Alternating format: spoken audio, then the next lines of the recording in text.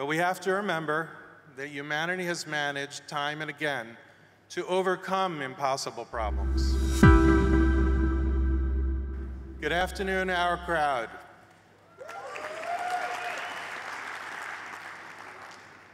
Welcome to Jerusalem. What a beautiful, historical, inspiring, and amazing city. It's a pleasure to see so many friends here participating in this exciting event, one of the largest of its type in the world. Today, I wanted to talk to you about tackling impossible problems. As some of you might know, over the past nearly 3 years, I worked on what many would describe as an impossible problem. But we have to remember that humanity has managed time and again to overcome impossible problems. In fact, the constant progress of invention and technology is the most significant power moving humanity into a sustainable and brighter future. Our collective future must be one of health, prosperity, and a brighter path for all. It has to be that way. We are all partners in this world. There are those who look at an impossible problem and simply can't see past it. And then there are those, like so many of you in this room, who look at a problem and not see impossibility, but see opportunity. One to be overcome with the application of resources, talent, and ingenuity. In March 2017, when I made my first official visit as a senior White House official to Israel, I met with Prime Minister Netanyahu. Right around that time, Intel announced it would acquire Mobileye for $15.3 billion, the largest ever acquisition of an Israeli tech company. The Prime Minister was justifiably proud of Mobileye's achievement. Later that day, I went to Ramallah and met with young Palestinian tech entrepreneurs. One of them said something to me that I will never forget. Jason, help us Palestinians learn to build and sell our own Mobileye's. That request stayed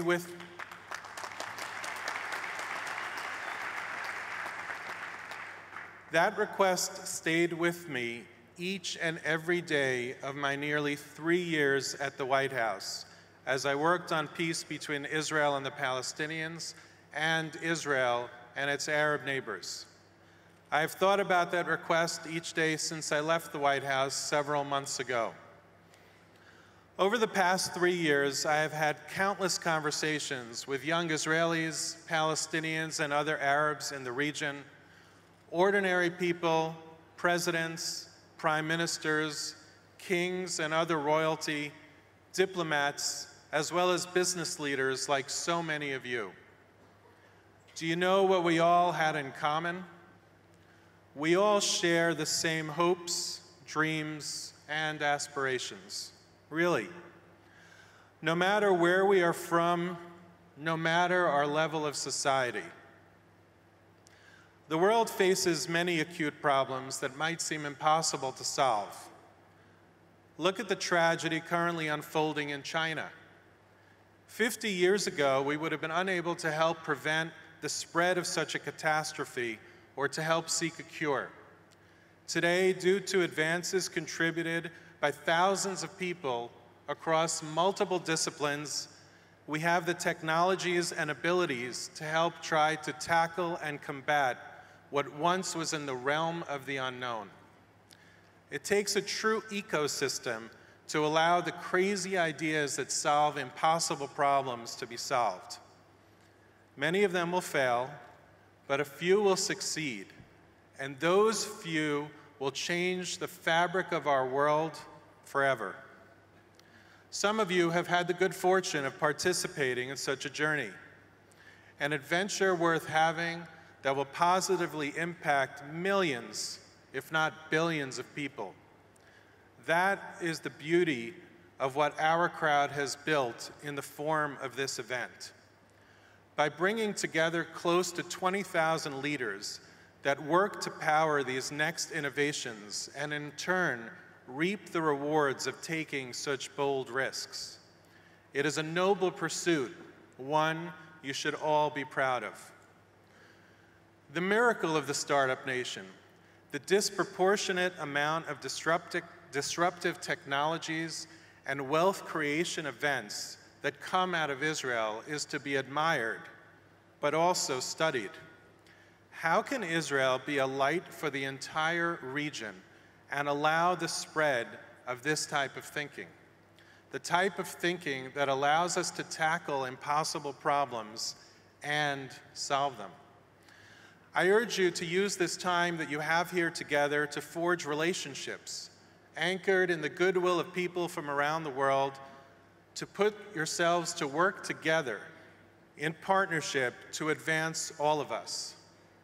I hope to continue building relationships between Israel and its neighbors in the region, to work on what once seemed impossible, building together an economic bridge of peace.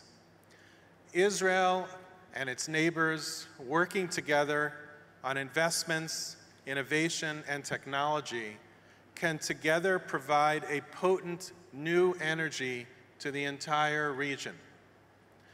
Let us create a Middle East 2.0, whose might and energy can power the region and perhaps the world to a much brighter future.